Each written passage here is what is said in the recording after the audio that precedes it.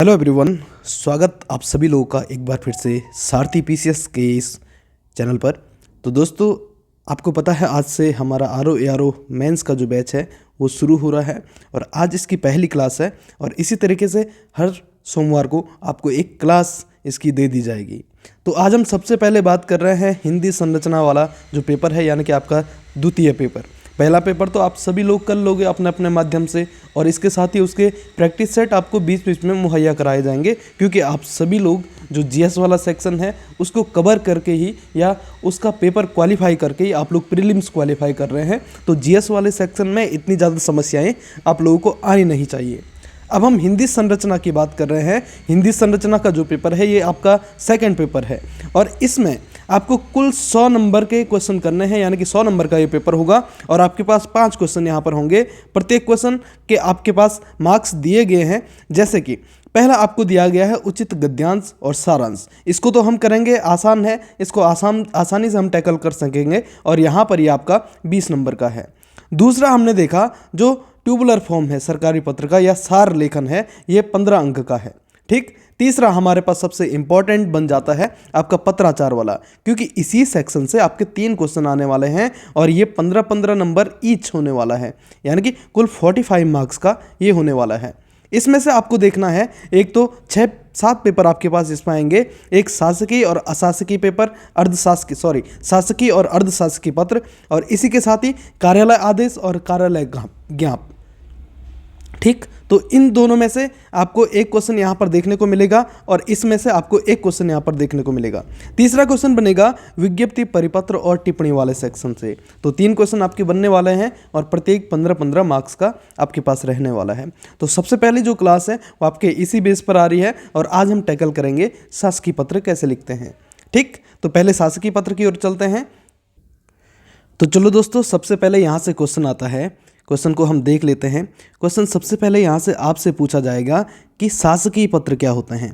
Question आएगा शासकीय पत्र क्या होते हैं। पहला क्वेश्चन यहाँ से आपके पास यही आ सकता है। ऐसा नहीं कि हमेशा आपसे क्वेश्चन पूछा जाएगा, कोई लेटर दे दिया जाएगा कि इसके बारे में लिखो, ऐसा नहीं है। आपसे ये भी पूछा जा सकता है कि शासकीय पत्र क्या होता है। ये भी पूछा जा सकता है कि जो शासकीय पत्र हैं इनकी विशेषताएं क्या हैं, जो अशासकीय पत्र है या अर्धशासकीय पत्र है इनकी विशेषताएं क्या हैं या ये क्या होते हैं। पहला क्वेश्चन तो इस तरीके से आ सकता है कि क्या होता है। दूसरा क्वेश्चन आ सकता है कि इनकी विशेषताएं क्या है और तीसरा क्वेश्चन आ सकता है कि शासकीय और अर्धशासकीय पत्रों में अंतर क्या होता है। तो तीनों चीज़ें आपको तैयार करके जानी है। तो पहला हम देखते हैं जो शासकीय पत्र होता है, इनकी ये शासकीय पत्र एक्चुअल में होते क्या हैं। मैंने बहुत सारे लोगों के मुंह से सुना है कि जो शासकीय, अभी मैं किसी की कॉपी चेक कर रहा था तो उसमें ये लिखा था कि जो शासकीय पत्र होते हैं ये किसी उच्च अधिकारी के द्वारा निम्न अधिकारी को भेजे जाते हैं। तो क्या निम्न अधिकारी के द्वारा भेजे जाने वाले पत्र, उच्च अधिकारी को भेजे जाने वाले पत्र शासकीय पत्र नहीं होते हैं? तो इनके बारे में हम आगे टैकल करने की कोशिश करेंगे, इसको थोड़ा सा देखते हैं। तो पहला है जो शासकीय पत्र है ये सरकारी कार्यालयों में प्रयुक्त होते हैं। ये तो आप सभी लोगों को पता है कि जो शासकीय पत्र हैं ये सरकारी कार्यालयों से संबंधित है या सरकारी कार्यालयों में प्रयुक्त होते हैं। ये एक महत्वपूर्ण आलेख का रूप है, सभी लोगों को ये भी जानकारी है। लेकिन जो शासकीय पत्र हैं इसके द्वारा सरकारी कार्यालयों में निर्णय और सूचनाओं का प्रसारण किया जाता है।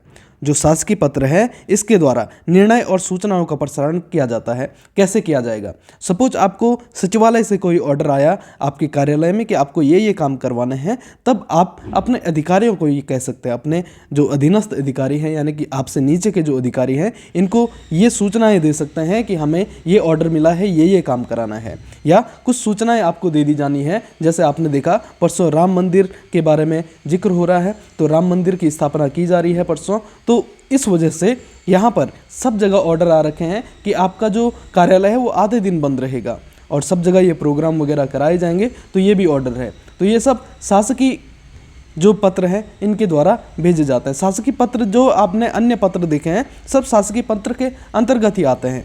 तो इस वजह से हम शासकीय पत्रों में कहते हैं कि जो शासकीय पत्र हैं ये सरकारी कार्यालयों में प्रयुक्त होते हैं और इसके द्वारा सरकारी कार्यालयों में निर्णय और सूचना इसके द्वारा हम प्रसारित करते हैं या इनके द्वारा निर्णय और सूचनाएं प्रकाशित किए जाने की परंपरा है। ठीक। ये एक औपचारिक पत्र होता है। अनौपचारिक पत्र की हम बात करेंगे तो अशासकीय पत्र होता है। ठीक, अशासकीय पत्र जैसे हम अपने दोस्तों, मित्रों या किसी रिश्तेदारों को पत्र लिखते हैं, वो अशासकीय पत्र के अंतर्गत आ जाएंगे, वो अनौपचारिक होते हैं। लेकिन जो सरकारी पत्र होंगे वो हमेशा औपचारिक पत्र के रूप में जाने जाएंगे। ठीक, तो सरकारी कार्यालयों में ये प्रयुक्त होते हैं। इसके माध्यम से जो सूचना है या जो निर्णय है, अगर आपको कोई सूचना दे दी गई, ऊपर से कोई ऑर्डर आ गया, तो आप इस सूचना को भी अपने अधिकारियों तक पहुंचा सकते हैं। या कोई निर्णय ऊपर से आ गया कि अब ये निर्णय आ गया है और इस निर्णय को आपको अपने अधिकारियों, अपने उच्चतर अधिकारियों या अधीनस्थ अधिकारियों को भेजना है, तो ये भी सरकारी पत्र के माध्यम से ही किया जाएगा।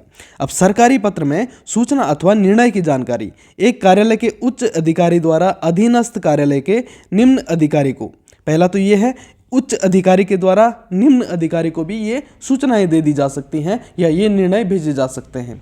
इसी के साथ ही जो निम्न अधिकारी है या अधीनस्थ अधिकारी है, इसके द्वारा उच्च अधिकारी को भी सूचना या निर्णयों की जानकारी इसके द्वारा दे दी जाती है। जैसे सपोज आप किसी ऑफिस में काम कर रहे हैं, आपका हेडक्वार्टर कहीं और है, तो आपके ऑफिस से संबंधित कुछ ऐसी बातें हैं जो आपको अपने उच्च अधिकारियों तक भेजनी है, तब आप भी तो भेजोगे। अगर आप उस सूचना को भेज रहे हैं और वो एक सरकारी पत्र है, तब वो भी क्या होगा, एक सरकारी पत्र कहलाएगा, क्योंकि आप सरकार से संबंधित जो निर्णय हैं या जो जानकारियां हैं वो अपने उच्च अधिकारी तक पहुंचा रहे हैं। उसी तरीके से अगर आपके हेडक्वार्टर में कोई ऐसा निर्णय आ गया, तो आपके जो उच्च अधिकारी हैं वो भी आपके कार्यालय तक उन निर्णयों या उन सूचनाओं को प्रसारित करेंगे। तो इसको हम कहते हैं शासकीय पत्र और सरकारी पत्र। इस भ्रम में मत रहना कि शासकीय पत्र सिर्फ उच्च अधिकारी के द्वारा निम्न अधिकारी को भेजे जा सकते हैं। निम्न अधिकारी के द्वारा भी उच्च अधिकारी को भेजे जाने वाले जो सरकारी पत्र होते हैं उनको हम शासकीय पत्र कहते हैं, और शासकीय पत्र एक प्रकार का सरकारी पत्र ही है। ठीक, इतनी बातें आई होप आपके लिए क्लियर होंगी यहाँ पर। अब हम आगे बढ़ते हैं शासकीय पत्र की विशेषताएं के बारे में। अब आपसे यहाँ पर क्वेश्चन पूछा जा सकता है कि शासकीय पत्र की विशेषताएं क्या हैं, तो ये भी पूरा आपका एक सेपरेट क्वेश्चन बनेगा कि शासकीय पत्र की विशेषताएं क्या हैं। तो इसमें आप लोग हमेशा पॉइंट बना करके लिखेंगे, चाहे हम इसकी बात कर रहे हैं शासकीय पत्र क्या होते हैं, इसमें भी आप जितना ज़्यादा पॉइंट बना करके लिखोगे उतना ज़्यादा आपके लिए अच्छा होगा। आप अपने पर ही इसका यूज़ करके देखिए कि जहाँ पर हमें एक बड़ा सा पैराग्राफ मिलता है, एक कहानी के रूप में लिखा गया है, तो हमारा उसे पढ़ने का मन नहीं करता है, इस वजह से यहाँ पर मार्क्स भी कट जाते हैं। लेकिन अगर आप उसी चीज़ को पॉइंटों में क्रमबद्ध करोगे तो आपके मार्क्स ज़्यादा आने की संभावनाएं होती हैं, और आपके द्वारा जो लिखा गया है उसको जो आपका एग्जामिनर है वो ज़्यादा इंटरेस्ट के साथ पढ़ सकेगा। तो इससे आपके मार्क्स बढ़ने की संभावनाएं होती हैं। तो हमेशा आप पॉइंट के फॉर्म में इनको लिखने की कोशिश करिएगा। जब शासकीय पत्र और शासकीय पत्र क्या होते हैं, इनकी विशेषताएं क्या हैं, या कोई भी पत्र आपसे पूछा जाता है तो आप पॉइंट बना करके लिखेंगे। ठीक, हम आते हैं शासकीय पत्र की विशेषताएं क्या होती हैं। तो शासकीय पत्र की जो विशेषताएं होती हैं, इसमें सबसे पहला है कि जो शासकीय पत्र है ये औपचारिक होते हैं, अत्यंत औपचारिक होते हैं। ठीक, जैसे हमने ऊपर भी बात करी थी कि शासकीय पत्र औपचारिक होते हैं, तो उसी से ये पॉइंट लिया गया है कि जो शासकीय पत्र हैं अत्यंत औपचारिक होते हैं। इसी के साथ ही जो शासकीय पत्र है वो सरकारी कार्यालयों में प्रयोग किए जाते हैं और सरकारी कार्यों के लिए प्रयोग किए जाते हैं। तो सरकारी कार्यालयों से संबंधित जो भी सरकारी कार्य होते हैं उनमें प्रयोग किए जाने वाले जो पत्र होते हैं उनको हम शासकीय पत्र कहते हैं। तीसरा है जो शासकीय पत्र है, इनकी जो भाषा है, इनकी भाषा अत्यंत सरल होनी चाहिए और स्पष्ट होनी चाहिए। अब हम ऐसा क्यों कह रहे हैं, क्योंकि जो शासकीय पत्र है ये कभी कभी जो यहाँ से ऑर्डर निकाले जाते हैं तो वो जन कल्याण के लिए भी हो सकते हैं। तो ऐसे ऑर्डर सरकारी पत्र में ऐसी भाषा लिखी जानी चाहिए जो सभी लोगों के समझ में आनी चाहिए, उसमें किसी भी तरीके का कन्फ्यूजन ना हो और उसकी भाषा अत्यंत स्पष्ट होनी चाहिए, यानी कि डबल मीनिंग बातें नहीं होनी चाहिए। जो भी उसमें लिखा जाएगा वो अत्यंत स्पष्ट होना चाहिए और उसका एक ही मतलब निकलना चाहिए। ठीक, अगला, शासकीय पत्रों में प्रत्येक तथ्य एक अलग प्रस्तर में उल्लेख किया जाता है। अब हम प्रस्तर की बात क्या कर रहे हैं, प्रस्तर होता क्या है, तो जो प्रस्तर है उसको हम अंग्रेजी में पैराग्राफ कहते हैं। तो आपने देखा कभी कभी आपने अगर कोई सरकारी पत्र देखा होगा, किसी कार्यालय से संबंधित पत्र देखा होगा, तो उसमें आपने पैराग्राफ देखे होंगे बहुत सारे।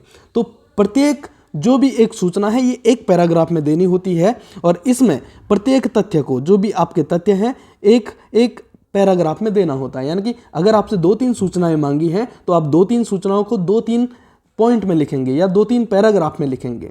इसी के साथ अगर एक ही सूचना मांगी है तब आपको वहाँ पर सिर्फ एक ही पैराग्राफ उपयोग करना पड़ेगा। इसके साथ एक और चीज़ है, जब आप इन पैराग्राफों को लिखोगे तो जैसे आपने लिखा कि उपयुक्त विषयक कृपया शासन के पत्र संख्या डैश डैश डैश, तो ऐसे इसकी शुरुआत होती है, या मुझे यह कहने का निर्देश हुआ है, या मुझे यह कहने का आदेश हुआ है। इस तरीके से आप लिखेंगे तो जो आपका पहला पैराग्राफ होगा उसमें कोई भी मार्क्स, कोई भी नंबर नहीं होगा। ठीक, तो पहले वाले में कोई भी नंबर नहीं डलता है। अगर हम फिर दूसरा पैराग्राफ यहाँ से शुरू कर रहे हैं तब जाकर के आपका दूसरा पॉइंट यहाँ से डलेगा। फिर दूसरा पैराग्राफ जैसे ही आपका समाप्त हुआ तब जाकर के आपका तीसरा पैराग्राफ शुरू होगा, तो वहाँ पर पॉइंट डलेगा। लेकिन कभी भी आप पहले पॉइंट का उपयोग नहीं करेंगे, यानी कि पहले में आप नंबर का उपयोग नहीं करेंगे। ठीक, तो ये चीज़ें हैं शासकीय पत्रों से संबंधित। अब नेक्स्ट आप देखते हैं, प्रथम प्रस्तर को छोड़कर अन्य प्रस्तरों को संख्याबद्ध किया जाता है। तो जो मैं अभी आपको बता रहा था, पहले वाले में आपका मार्किंग नहीं होगा, दूसरे और तीसरे वाले में आपकी मार्किंग होगी, या जो अन्य होंगे पीछे भी, अगर ज़्यादा लंबा पत्र है तो 5, 6, 7, 8 पॉइंट भी हो सकते हैं, तो उनमें आपकी मार्किंग होगी, जिससे यह पता चल सकेगा कि जो आपका जो सरकारी पत्र है ये कितने तथ्यों से संबंधित सूचनाएं आपको दे रहा है। ठीक, लास्ट पॉइंट है इसमें, पत्र में आदेशाधिकारी के आदेशों का पूर्ण समावेश होना चाहिए। जैसे जो भी आदेश दिए गए हैं, तो जो आदेश देने वाला होता है तो वो एक आदेशाधिकारी होता है जिसके आपको साइन देखने को मिलते हैं। ठीक, तो उसके जो भी आदेश हैं उनका पूर्ण समावेश होना चाहिए। ऐसा नहीं कि जो उसने आदेश दिए हैं आदेशाधिकारी ने, उसका आपने बीच बीच के कुछ पॉइंट उठाए, मेन पॉइंट वो आपने डाल दिए। इसमें जो भी आदेश दिया गया है, जितना लंबा आदेश है वो पूरा आदेश उसमें डाल दिया जाता है। क्वेश्चन आता है, जैसे आपने पिछली बार ही देखा था कि सभी, जैसे परिपत्र पूछा गया था कि सभी जिलाधिकारी को ये आदेश दे दीजिए कि आपके जो शहर है यहाँ पर जो त्यौहार है, त्योहारों का सीजन शुरू होने वाला है और इससे संबंधित कुछ घटनाएं यहाँ पर हो सकती हैं, तो इसके संबंध में आपको एक पत्र लिखना था, यानी कि आपको एक परिपत्र या सर्कुलर जारी करना था। तो यहाँ पर भी वही है, आपको 2-3 चीज़ें यहाँ पर बोली जा सकती हैं। तो जितना भी आपको लेटर में दिया है, क्वेश्चन में दिया है, तो वो क्या होता है, एक आदेशाधिकारी का निर्णय होता है, उसको आपको पूर्ण समायोजन वहाँ पर करना होता है। जो भी उसने लिखा है तो पूरा समावेश आपको करना होगा। ऐसा नहीं कि आपने मेन पॉइंट उठाया तो वही आपने लिख दिया, तो पूरा आपको लिखना पड़ेगा। तो ये था आपका सरकारी पत्र क्या होते हैं, सरकारी पत्र या शासकीय पत्र की विशेषताएं क्या हैं। शासकीय पत्र और सरकारी पत्र दोनों एक ही हैं, इसमें कंफ्यूज नहीं करना है। मैं कभी शासकीय पत्र बोलूँगा, कभी सरकारी पत्र बोलूँगा, तो आप समझ लेना कि दोनों एक ही चीज़ हैं। ठीक, अब आगे चलते हैं कि इसके अंग क्या क्या होते हैं। एक और चीज़ आपको यहाँ पर ऐड करनी है, जो आपका एक और पॉइंट होगा। अगर आप और पॉइंट लिखना चाहते हैं, इसमें जो शासकीय पत्र होते हैं या सरकारी पत्र होते हैं, ये हमेशा अन्य पुरुष में लिखे जाते हैं। तो इसमें आप लिख सकते हैं कि सदैव अन्य पुरुष में लिखे जाते हैं, सदैव अन्य पुरुष में लिखे जाते हैं। इसके साथ ही जो सरकारी पत्र होते हैं या शासकीय पत्र होते हैं, इनमें कभी भी मुहावरे, लोकोक्ति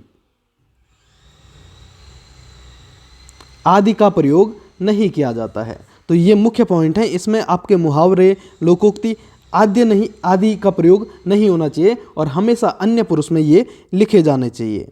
ठीक, तो ये सब है आपका शासकीय पत्र की विशेषताएं। अब हम आगे बढ़ते हैं, इसके अंग क्या क्या होते हैं। ठीक, तो अंग की हम बात करें तो शासकीय पत्र के जो अंग होते हैं, इसमें सबसे पहले आपका आता है शासकीय पत्र के अंग। शासकीय पत्र के अंग। अब शासकीय पत्र के अंग क्या क्या होते हैं, पहले से हम शुरू करते हैं। तो पहला आता है यहाँ पर पत्रांक संख्या। पत्रांक संख्या या इसी को हम पत्र संख्या भी कहते हैं।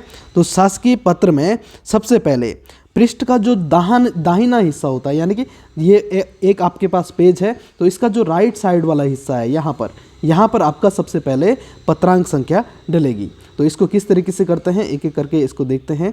तो जैसे आपके पास पेज है, हमारे पास सपोज ये पेज है, ठीक, तो इसका जो राइट वाला हिस्सा होगा, यहाँ पर हम पत्रांक संख्या लिखेंगे। अभी आपको थोड़ा टफ ये चीज़ें लग सकते हैं, लेकिन यहाँ पर पत्रांक संख्या आपकी हमेशा डलती है। ठीक, इसके बाद दूसरा आता है प्रेषक का नाम।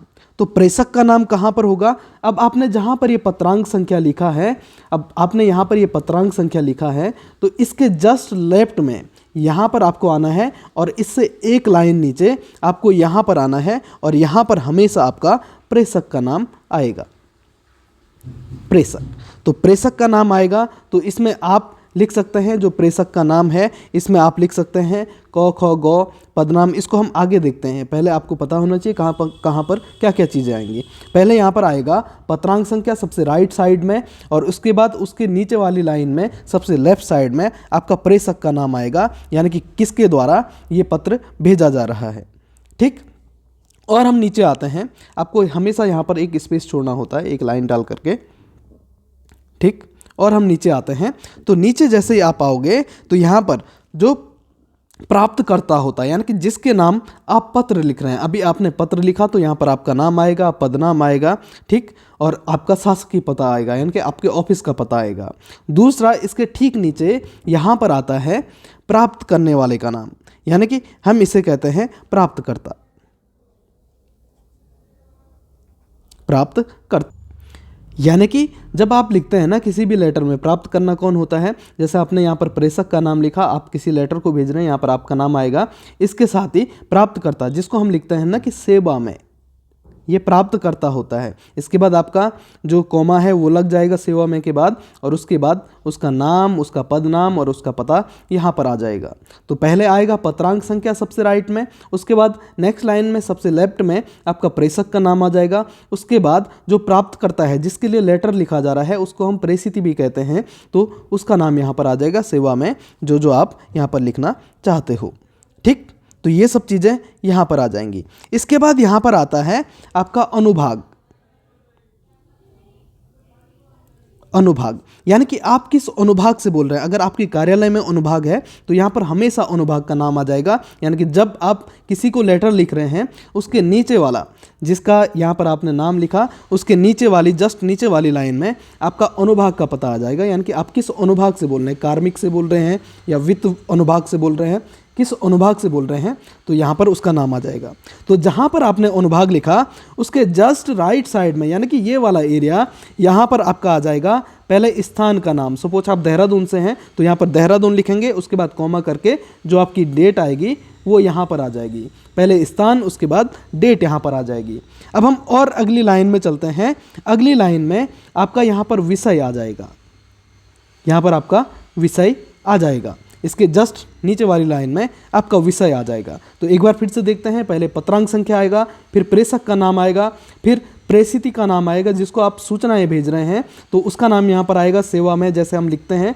उसके बाद अनुभाग का नाम आ जाएगा और अनुभाग के राइट वाले एंड पे आपका स्थान का नाम और डेट यहाँ पर आ जाएगी। इसके बाद नीचे वाली लाइन में आपका विषय यहाँ पर आ जाएगा और उसके बाद आप जो पत्र है, पत्र को यहाँ पर मुख्य भाग है उसको आप लिख सकेंगे, यानी कि सीधे आप पत्र को कैसे शुरू करेंगे, महोदय, महोदय मुझे यह कहने का निर्देश हुआ है, या इस तरीके से लिख सकते हैं, या कह सकते हैं कि मुझे यह कहने का आदेश हुआ है, या कुछ आपको 4-5 पॉइंट आगे दे दिए जाएंगे, उससे आप शुरू कर सकते हैं। जिस तरीके का आपका पत्र होगा उसी तरीके से आपका जो ये मेन बॉडी है पत्र की, पत्र का जो मुख्य भाग है हम इसको कहते हैं, तो पत्र का मुख्य भाग उसी से शुरू होगा। ठीक, जिस तरीके का आपका यहाँ पर क्वेश्चन पूछा जाएगा। अब आपने ये लिखा जो आपकी मेन बॉडी है, इसमें आपने कुछ ना कुछ यहाँ पर लिखा। ठीक, अगर आपके 2-3 पॉइंट हैं तो आप 2-3 पॉइंट इस तरीके से लिख सकेंगे। पहला पॉइंट यहाँ से शुरू होगा, लेकिन दूसरा पॉइंट सीधे आगे से शुरू हो जाएगा। तो आपने 2-3 पॉइंट लिखे, तीसरा पॉइंट आया, आपने तीसरा पॉइंट इधर से लिख लिया। ठीक, इतना हुआ, आपका लास्ट में ये पत्र यहाँ पर आकर के समाप्त हो गया। ठीक, अब क्या करना है, इसकी जो औपचारिक समाप्ति होगी, तब जब यहाँ पर समाप्ति होती है उसके बाद हम इसकी औपचारिक समाप्ति करते हैं। तो यहाँ पर हम लिखते हैं भवदीय, भवदीय, इसको हम कहते हैं औपचारिक समाप्ति, भवदीय।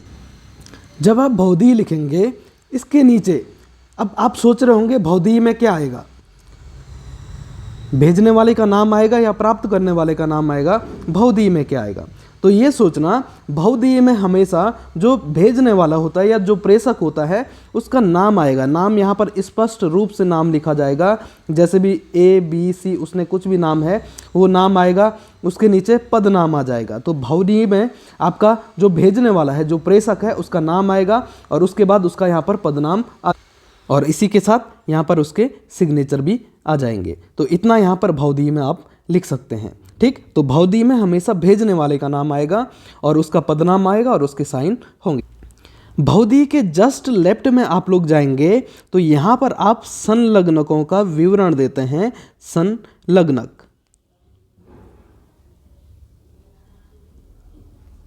यहाँ पर आप संलग्नकों का विवरण देंगे। जैसे आपने इसके साथ क्या क्या चीज़ें अटैच करी हैं या आपने कोई पुराना लेटर अटैच किया है तो वो यहाँ पर लगेगा। कोई अन्य चीज़ आप इसके साथ अटैच कर रहे हैं तो वो चीज़ें यहाँ पर लगेंगी पॉइंट पॉइंट में, 1 2 3 4 ऐसे करके आपका यहाँ पर संलग्नक लग जाएगा। ठीक, बहुधीय के ठीक लेफ्ट वाली साइड में, बहुधीय सबसे राइट साइड में होगा और नीचे होगा उसके लेफ्ट साइड में संलग्नक यहाँ पर लिखे जाएंगे। अब आपका यहाँ पर जो संलग्नक है इसके नेक्स्ट वाली लाइन में यहाँ पर पृष्ठांकन संख्या आएगी।